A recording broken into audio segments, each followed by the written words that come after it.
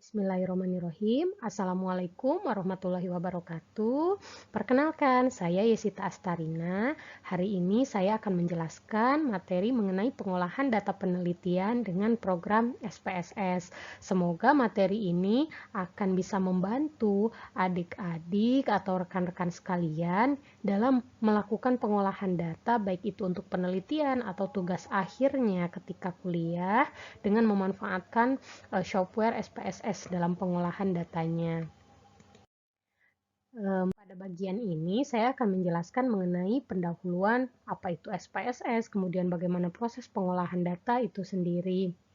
Jadi SPSS itu adalah software statistik yang digunakan untuk mengolah data. Di sini untuk lebih jelasnya kalian bisa baca di sini ya. Kemudian bagaimana proses penelitian dan di mana letak proses pengolahan data itu sendiri. Jadi, proses penelitian itu kita mulai dari adanya penemuan masalah. Jadi ada observasi, kemudian pengumpulan data preliminar yang tentu saja data ini mendukung permasalahan yang kita angkat nantinya. Kemudian di proses ketiga ada definisi masalah. Kemudian kita masuk ke kerangka dasar teori, di mana identifikasi dari variabel-variabel penelitian kita. Lanjut ke penggalian dan perumusan hipotesis. Kemudian proses berikutnya adalah desain penelitian, bagaimana arah metode penelitian yang akan kita lakukan nantinya. Kemudian masuk ke metode bagaimana kita mengumpulkan data. Nah, pada tahap inilah tahapan kita akan melakukan pengumpulan data, pengolahan data, menganalisis, dan menginterpretasi data yang sudah kita kumpulkan.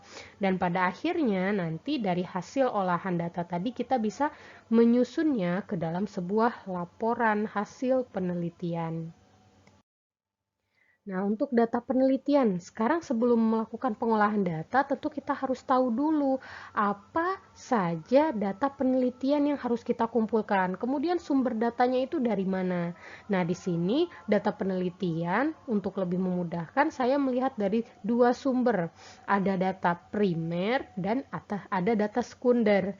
Jadi, kalau misalnya penelitiannya yang mengambil data secara langsung dari responden, baik itu melalui wawancara, melalui pembagian angket atau kuesioner, itu berupa data primer.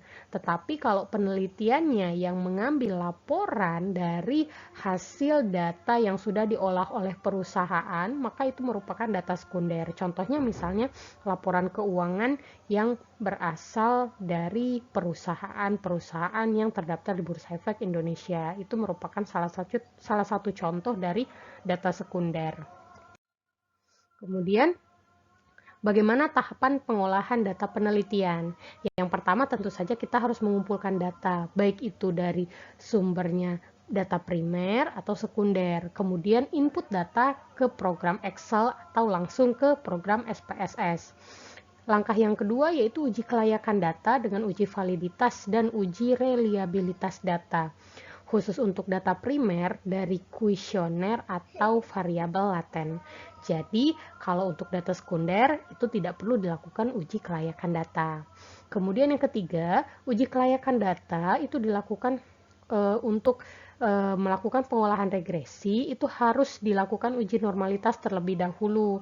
Kemudian ada juga uji asumsi klasik seperti multiko, auto korelasi, dan heteroskedastisitas yang juga biasanya digunakan untuk uji kelayakan data apabila pengolahan data sekunder akan dilakukan. Kemudian di tahapan yang terakhir adalah pengujian hipotesis dan interpretasi hasil pengolahan data, di mana pengujian ini meliputi signifikansi uji T dan uji F, kemudian beta variabel, persamaan regresi, koefisien determinasi, maupun koefisien korelasi. Nah, bagaimana memulai SPSS? Jadi di sini saya akan menjelaskan secara teori dan nanti di video berikutnya saya akan menjelaskan langsung bagaimana praktiknya ketika kita akan memulai program SPSS ya. Nah, jadi untuk memulai SPSS yang pasti, pastikan dulu kita sudah menginstal program SPSS-nya. Jadi caranya adalah klik, kemudian pilih IBM SPSS Statistik 25. Ini untuk versi yang versi yang 25 yang digunakan, bisa juga versi 22 atau versi yang paling terbaru. Kemudian klik tanda silang untuk mulai dengan data baru. Ketika muncul tampilan seperti gambar berikut ini. Nah, dan jika kita sudah punya data penelitian yang tersimpan, maka kita bisa memilih resend file untuk membuka file yang sudah tersimpan. Kemudian di kiri bawah nanti pada saat kita buka SPSS itu ada dua jendela tampilan. Jadi ada data view dan ada variable view. Ini namanya jendela data. Nah, jendela SPSS Data Editor, Data View itu berupa jendela yang nantinya akan menampilkan data-data yang kita input. Sedangkan untuk jendela Variable View itu merupakan jendela yang menampilkan informasi mengenai judul-judul dari data yang kita inputkan. Kemudian ada satu jendela lagi yang nantinya akan muncul ketika proses pengolahan data itu sudah selesai, yaitu namanya jendela output. Disinilah hasil instrumen itu sendiri terbagi menjadi dua. Yang pertama ada uji validitas, kemudian ada juga uji reliabilitas. Nah, jadi uji validitas, uji keakuratan dari setiap item pertanyaan yang ada di kuesioner yang sudah kita bagikan. Jadi apakah item pertanyaan itu memang benar-benar akurat, memang benar-benar sesuai dengan apa yang ingin kita ukur, apa variabel yang ingin kita ukur tadi. Nah, untuk kriteria dari uji validitas itu sendiri, itu bisa menggunakan bisa menggunakan dua ya kriterianya. Ada kriteria yang disebutkan oleh Azwar di tahun 1992 dan Sugiono 99, di mana menurut Azwar dan Sugiono dengan menggunakan nilai koefisien korelasi produk momen, jika nilai perhitungan dari produk momen ini lebih dari 0,3, berarti indikator atau item pertanyaan dari kuesioner tersebut dikatakan valid. Kemudian bisa juga dengan menggunakan koefisien korelasi produk momen. Jadi yang dibandingkan dengan nilai R-table. Jadi bisa dikatakan koefisien korelasi produk momen itu ada juga yang menyebutnya sebagai R hitung. Jadi kalau nilai R hitungnya lebih besar dari R-table, maka item pertanyaan di kuesioner itu dikatakan valid dengan syarat nilai signifikansinya kurang dari sama dengan alfa. Ya, jadi bisa pakai dua kriteria ya, bisa menggunakan perbandingan terhadap R-table, bisa juga menggunakan perbandingan R hitung lebih besar dari 0,3 menurut pendapatnya Azwar dan Sugiono. Kemudian ini langkah-langkah uji validitas, nanti akan langsung kita praktekkan saja di program SPSS-nya. Kemudian kita akan lihat untuk uji yang kedua, yaitu uji reliabilitas atau uji konsistensi dari kuesioner yang kita bagikan. Jadi apakah kuesioner atau instrumen yang kita gunakan itu memiliki keandalan atau konsistensi terhadap waktu. Jadi kapanpun kuesioner itu disebarkan, maka data yang akan kita terima itu akan tetap ya, karena itu tadi, karena mempunyai konsistensi terhadap terhadap variabel yang kita ukur.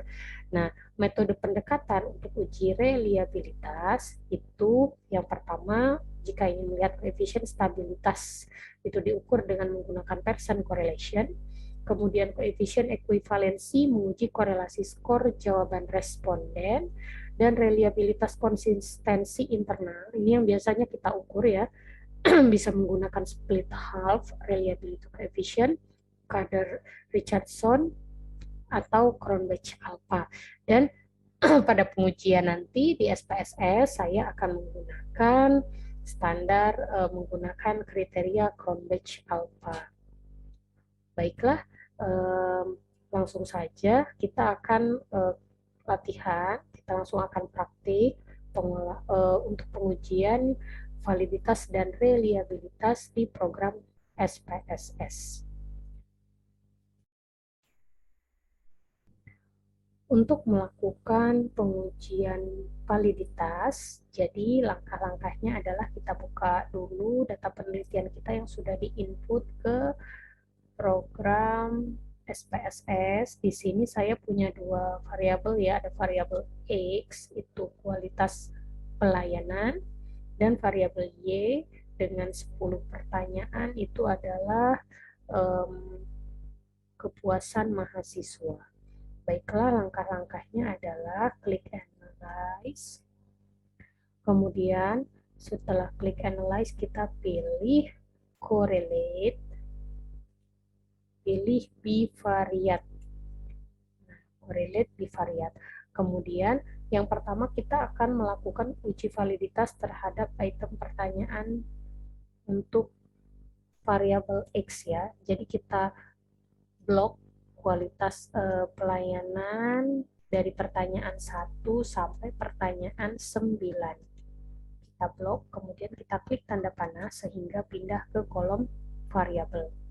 Setelah itu jangan lupa kita juga masukkan total kualitas pelayanannya atau total X-nya, kita pindahkan juga ke kolom variabel dengan klik tanda panah. Jika sudah, pastikan correlation coefficient-nya adalah percent, kemudian test of signifikannya adalah two-tailed, dan di flag significant correlation ini sudah tercentang. Jika sudah, maka kita langsung saja klik OK. Ini akan muncul hasil. Nah, berikut adalah hasil dari uji validitas. Jadi hasil outputnya ada tabel correlation, di mana di sini ada baris dalam setiap pertanyaan itu ada percent correlation, kemudian ada nilai signifikannya, kemudian ada nilai N ini menunjukkan sampel data kita, yaitu jumlahnya ada 100 ya. Nah, jadi untuk mencari nilai R hitung itu kita lihat dari nilai percent correlation-nya. Jadi R hitung kita pakai kriteria yang pertama saja ya, menurut Azwar dan Sugiono, itu jika R hitungnya atau nilai percent correlation ini lebih besar dari 0,3 berarti item pertanyaan kita itu valid. Jadi kita lihat pada ini pertanyaan pertama, kemudian lihat nilainya di kolom total kualitas pelayanan. Jadi untuk pertanyaan pertama itu nilainya 0,819. Ini lebih besar dari 0,3, berarti pertanyaan pertama valid. Kemudian untuk pertanyaan yang berikutnya, pertanyaan kedua, kita lihat lagi di pertanyaan kedua, nilai percent correlation-nya itu adalah sebesar 0,643. Artinya lebih besar dari 0,3.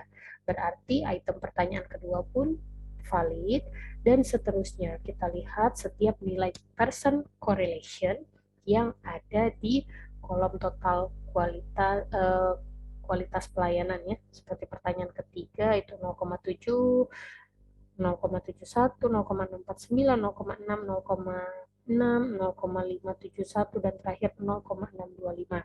Artinya bisa kita simpulkan bahwa seluruh item pertanyaan yang ada di variabel X itu dikatakan valid dan bisa kita lakukan proses berikutnya untuk penyebaran kuesioner. Nah, bagaimana untuk variabel Y? Lakukan langkah yang sama. Jadi kalau tadi yang kita masukkan adalah seluruh pertanyaan variabel X dan total X, sekarang untuk variabel Y jangan lupa. Jadi klik analyze lagi, kemudian pilih correlate bivariate, masukkan item pertanyaan untuk variabel Y dan total Y-nya. Kemudian kita klik OK, nanti muncul hasil seperti ini dan lakukan analisis yang sama terhadap data hasil olah datanya. Baiklah, sekarang kita akan lanjut ke analisis atau uji reliabilitas atau uji keandalan.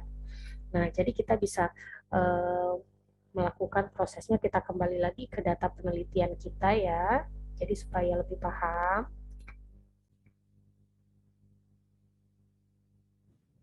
Kita kembali lagi ke data penelitian dan kita akan melakukan uji kualitas data atau uji instrumen yang kedua, yaitu uji reliabilitas. Langkah-langkahnya adalah pilih analyze, kemudian kita pilih scale, dan pilih reliability analysis.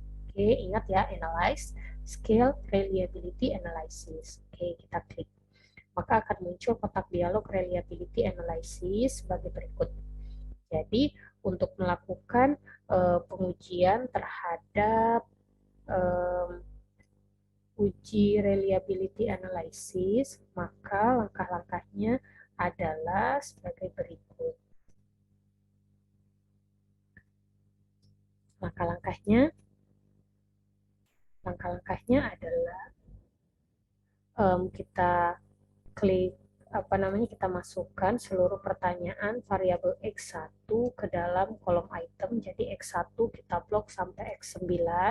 Kemudian kita klik tanda panah, sudah pindah ke item. Jadi kita lakukan langkahnya satu persatu ya. Ini untuk variabel X terlebih dahulu. Kemudian pastikan modelnya alpha karena kita akan menggunakan kriteria Cronbach alpha. Kalau sudah, kita klik OK. Maka nanti akan muncul tampilan hasil dari uji reliabilitas.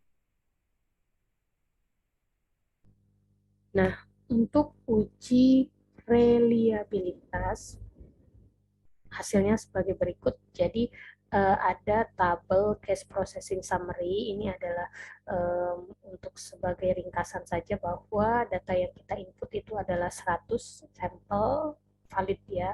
Kemudian ada tabel reliability statistik. Nah, ini adalah hasil dari penguji reliabilitas. Jadi lihat nilai Cronbach alpha-nya. Jadi kriterianya adalah jika nilai Cronbach alpha itu lebih besar dari 0,6, artinya instrumen penelitian kita itu bisa dikatakan reliable. Jadi di sini nilai 0,852 itu lebih besar dari 0,6 ya, sehingga instrumen penelitian kita itu reliable. Itu adalah langkah-langkahnya.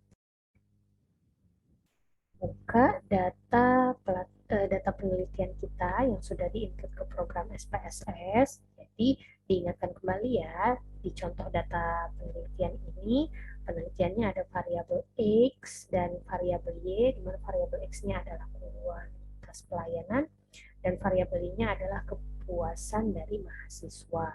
Nah, di sini untuk melakukan pengujian terhadap analisis deskriptif, maka langkah-langkahnya adalah yang pertama kita pilih analyze seperti biasa. Untuk melakukan analisis itu di analyze ya, analyze, kemudian pilih deskriptif statistik, dan kita pilih frekuensi. Kenapa frekuensi bukan deskriptif? Sebenarnya kita juga bisa menggunakan deskriptif, tapi nanti kita ingin melihat bagaimana deskripsi responden itu berdasarkan jenis kelaminnya. Jadi kita akan melihat frekuensinya bagaimana. Nah, sehingga kita menggunakan deskriptif statistik frekuensi. Di sini itu pilihan informasinya nanti lebih lengkap ya. Jadi analyze, deskriptif statistik, frekuensi. Nah, kemudian informasi apa saja yang kita inginkan untuk dilihat deskriptif statistiknya. Jadi di sini semua informasi ya, mulai dari jenis kelamin, kemudian untuk seluruh item pertanyaan, itu kita ingin lihat juga bagaimana sih frekuensi dari jawaban responden, frekuensi dari jenis kelamin responden. Jadi kita blok semua informasi yang diinginkan ya. Jadi kecuali untuk total dari X dan totalnya itu tidak perlu, dan nama responden juga tidak perlu. Setelah di blok seperti ini, kita klik tanda panah. Nah, pindah semua informasi yang diinginkan ke kolom variabel. Kemudian di pilihan statistik. Nah, kita pilih statistik. Di sini ada beberapa informasi mengenai ada percentile values. Jika kalian ingin lihat data persentilnya, di sini ada central tendency untuk melihat mean, median, modus, atau sum. Jadi biasanya yang kita ingin lihat adalah nilai min-nya ya, nilai median-nya atau nilai rata-ratanya. Kemudian Di sini juga ada nilai dispersi, di mana dari standar deviation, variance, range, minimum, maksimum, dari standar error min. Jadi biasanya di sini kita pengen melihat nilai minimum, nilai maksimum, dan bisa juga lihat standar deviasinya boleh. Nah, atau jika kita ingin semua informasinya itu kita pilih juga boleh, silakan sesuaikan dengan kebutuhan dari kalian. Jika sudah, tinggal kita klik continue. Nah, kemudian di bagian berikutnya ada chart. Kita pilih chart. Nah, jika nanti pada penelitian kita ingin menampilkan eh, kita ingin menampilkan deskripsi dari hasil penelitian kita itu dengan lebih menarik, mungkin pengen ada tampilan chart di dalamnya, kita bisa pilih. Di sini ada bentuknya, ada bar chart, ada pie chart, dan ada histogram. Nah, mungkin kita pilih yang pie chart saja ya, atau diagram pie. Nah, jadi diagram lingkarannya, jadi kalau sudah untuk chart value-nya, untuk nilainya bisa frekuensi atau presentasi. Jadi silakan pilih saja. Misalnya kita pilih frekuensi saja. Kemudian kita klik continue. Jika sudah semua, pastikan display frekuensi tables-nya itu tercentang, lalu klik OK, maka akan muncul tampilan hasil dari olah data uji statistik. Nah, dapat kita lihat pada jendela output-nya sudah muncul hasil dari olah data statistik deskriptif, di mana untuk tabel yang pertama, kita ke atas terlebih dahulu ya. Jadi di sini ada banyak ya informasi hasil olah datanya. Nah, jadi di sini ada tabel frekuensi, jadi tabel statistik yang pertama itu untuk melihat tadi yang kita ingin lihat adalah nilai rata-rata, standar deviasi, minimum dan maksimum. Untuk melakukan uji regresi, langsung saja langkah-langkahnya adalah klik analyze, kemudian kita pilih regression, pilih linear. Jadi analyze regression linear. Oke, kita klik. Kemudian nah, akan muncul tampilan sebagai berikut ya. Nah, jadi tampilannya adalah seperti ini di awal. Kemudian untuk langkah berikutnya, nah, setelah muncul tampilan kotak dialog linear regression seperti berikut ini, maka di kolom dependent ini kita masukkan variabel dependent kita atau variabel Y atau variabel yang dipengaruhi, yaitu dalam hal ini adalah total kepuasan mahasiswa atau total Y-nya, kemudian kita klik dan kita klik tanda panah dan sudah pindah ke kolom dependent. Kemudian di kolom independent, ini adalah isinya variabel independen kita atau variabel X atau variabel yang mempengaruhi. Di sini adalah total kualitas pelayanan atau total Y. Kita klik, kemudian kita klik tanda panah, kemudian pindah ke independen. Jika sudah, maka kita klik statistik yang ada di kotak sebelah kanan. Jadi pilih statistik. Di sini pada kolom statistik ini ada beberapa informasi yang bisa kita pilih dan silakan sesuaikan dengan informasi penelitian yang ingin kalian lakukan ya, yang dibutuhkan. Jika tidak, maka silakan diabaikan saja. Kemudian kita pilih continue.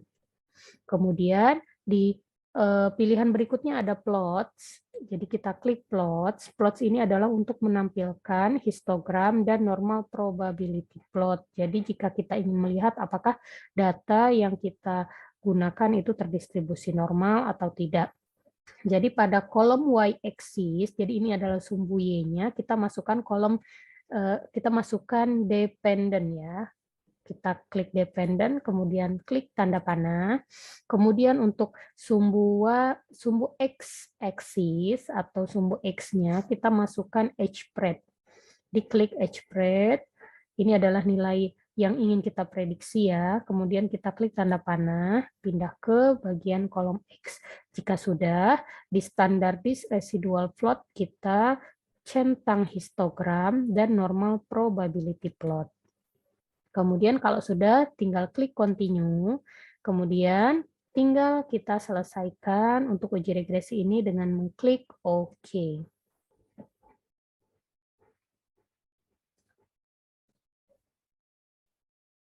Nah, maka muncullah hasil pengolahan regresi di jendela output. Jadi, ini adalah hasil olah data regresi di mana ada beberapa tabel di sini yang muncul, ada tabel model summary, tabel ANOVA, dan tabel koefisien yang nantinya akan dibaca informasinya untuk kita analisis di pembahasan penelitian kita. Kemudian di bagian chart itu ada histogram yang sudah kita pilih tadi di plot, kemudian ada normal probability plot, dan ada scatter plot juga di sini.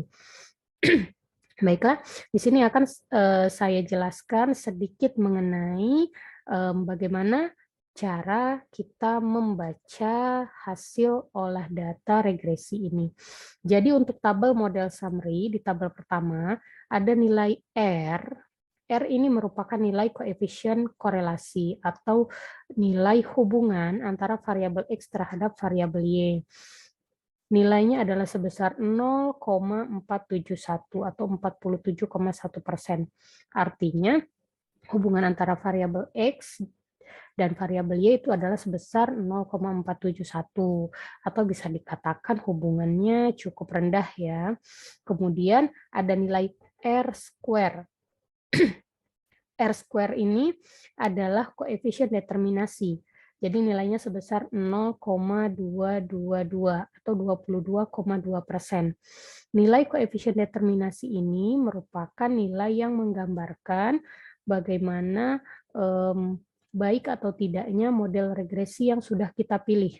Jadi artinya kalau nilai R square-nya sebesar 22,2% berarti variabel Y di sini atau variabel kepuasan mahasiswa itu bisa dijelaskan pengaruhnya sebesar 22,2% oleh kualitas pelayanan dan sisanya sebesar 77,8% berarti pengaruh kepuasan terhadap kepuasan mahasiswa itu dipengaruhi oleh variabel lain yang tidak kita teliti.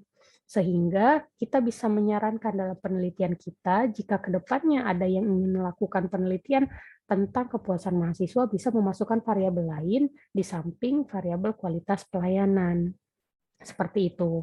Kemudian di tabel ANOVA kita bisa lihat nilai F dan nilai signifikannya. Ini untuk melihat apakah secara simultan atau secara model regresi ini pengaruhnya itu signifikan atau tidak. Jadi untuk mudahnya kita bisa memperhatikan, membandingkan nilai F hitung dengan F tabel. Jika F hitung itu lebih besar dari F tabel, maka artinya pengaruhnya signifikan. Atau jika kita lihat dari nilai signifikan ini, jika nilainya lebih kecil dari 0,05, maka pengaruhnya signifikan.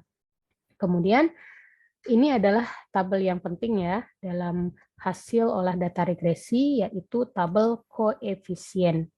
Di mana tabel koefisien inilah yang nantinya akan membentuk persamaan regresi yang umum yang sudah kita ketahui, di mana Y sama dengan alpha plus beta X plus error, di mana alfanya itu adalah nilai konstantanya. Di sini kita lihat di kolom unstandardized coefficient di nilai B, di mana konstantanya di sini adalah sebesar 18,320. Kemudian untuk nilai betanya adalah 0,489, nilai beta atau koefisien regresinya ya. Jadi pengaruh variabel X terhadap variabel Y itu adalah sebesar 0,489 atau sebesar 48,9%. Apakah pengaruh ini signifikan atau tidak? Kita bisa lihat nilai T hitung dan nilai signifikannya. Jika nilai T hitung ini lebih besar dari T tabel, maka pengaruhnya signifikan. Kemudian jika nilai signifikansi ini lebih kecil dari 0,05, artinya pengaruh dari variabel X terhadap variabel Y itu juga signifikan.